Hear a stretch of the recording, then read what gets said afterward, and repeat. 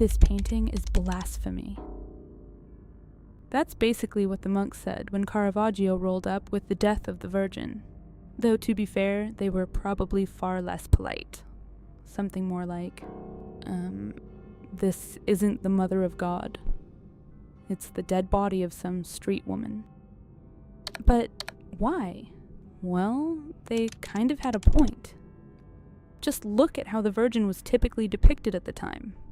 Elegant, serene, radiant. And now compare that to this version, where Caravaggio was so obsessed with realism that he allegedly took it too far and used an actual corpse as his model.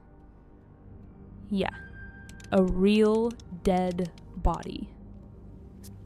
Supposedly a drowned woman pulled from the Tiber River, which, knowing Caravaggio, who was literally on the run for murder, wouldn't be the most shocking thing about him. This theory makes sense if you look at some of the details in the painting, like her skin, pale and lifeless, way more than anyone else in the scene.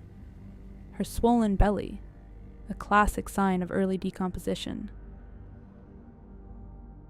And her inflamed, dirty feet, which go completely against the traditional image of the Virgin Mary as the ultimate symbol of purity.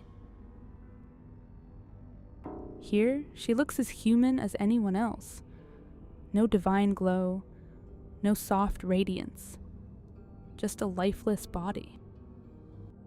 And also, her rigid posture contrasts with the expressive, flowing lines of the grieving figures around her. She's stiff, unmoving. It's all so mundane that if no one told you, you wouldn't even realize this was supposed to be the Virgin Mary. That same lack of divinity carries over into the space around her. She's in what looks like a cramped, humble, almost poor setting. It's such a drastic break from the usual glowing, ethereal depictions of the Virgin that the church basically went, yeah, no, absolutely not. And honestly, their reaction makes sense. The church was right in the middle of the Counter-Reformation, trying to win back influence and reshape their image. Basically, a full-on religious rebranding. And this painting? This was like running a Coca-Cola ad that says, drink this and watch your teeth rot. The church wanted to inspire hope, transcendence, the promise of something beyond death. But this painting does the exact opposite. It's pure desolation. And even the colors make this obvious. Traditionally, Mary was draped in blue, symbolizing purity. But here, red. A stark, emotional red, adding even more intensity to the scene. You see it in her robe, but also in the drape hanging above. A drape that, sure, adds some theatricality to the scene, but more importantly, blocks out the sky and pulls your gaze downward, toward the inescapable reality of the moment. Compare that to the Dormition of the Virgin by Andrea Mantegna, where the sky is left open at the top to suggest ascension, a gentle passage into the divine. Here, the opposite happens. There's no open space, just darkness. The composition itself reflects this shift. Instead of the usual structured, harmonious perspective that gives you a sense of balance and peace, Caravaggio tilts everything diagonally, making it feel like the whole scene is collapsing in on itself. And then there are the faces.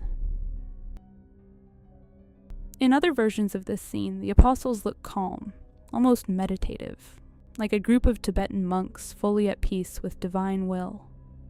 But in Caravaggio's version, they look shattered, defeated, completely in disbelief. They're not witnessing the glorious ascent of a divine being, and they're not showing devotion in the face of death either. They look like people who just lost someone they love, and they fear death just as much as the rest of us. The thing is, Caravaggio wasn't here to paint pretty, uplifting scenes. He wasn't interested in glowing saints or peaceful angelic deaths. He painted the people around him, common, imperfect faces he saw in taverns, in markets, in the streets of Rome. For him, the sacred wasn't something ethereal. It was something brutally human. He wanted raw, unfiltered reality, where death wasn't some divine transition. It was just death, brutal, inevitable, and often messy as hell. You can see it all over his work, where it isn't just a theme, it's practically a recurring character. Take the beheading of St. John the Baptist. Most artists would have gone for a dramatic, dignified moment before or after the execution. But Caravaggio paints the exact second the knife slices into John's throat, with blood spilling onto the cold stone floor. And even when he paints Christ, he doesn't go for the usual ethereal figure ascending to salvation. This is clear in the entombment of Christ. His body is heavy, completely lifeless, with wounds still raw. No divine glow, no soft embrace of the afterlife, just darkness pressing in, swallowing everything. And that's where tenebrism comes in. Caravaggio didn't just use light to highlight his subjects. He used darkness as a weapon. His shadows don't just sit in the background. They creep. They suffocate. They make the whole scene feel inescapable. Light isn't there to comfort. It's there to expose, to drag every ounce of suffering into focus. This wasn't just some edgy artistic choice. Caravaggio's tenebrism changed the game. His work shattered the way people had been painting religious figures for centuries. His obsession with realism, his high contrast, hyper-dramatic lighting, it didn't just influence Baroque legends like Rembrandt and Velázquez. It shaped how we tell stories visually to this day. You see his DNA in cinematography, in the way filmmakers use chiaroscuro to make light and shadow feel like characters in a scene. But honestly, the drama in his paintings was nothing compared to the drama in his actual life. Caravaggio wasn't just painting street brawls. He was in them. He got into duels, killed a guy, spent years on the run, and had an impressively bad relationship with the law. His death? Still a mystery, which, let's be real, is the most Caravaggio way to go out. My name is Maria, and this is Morphosis.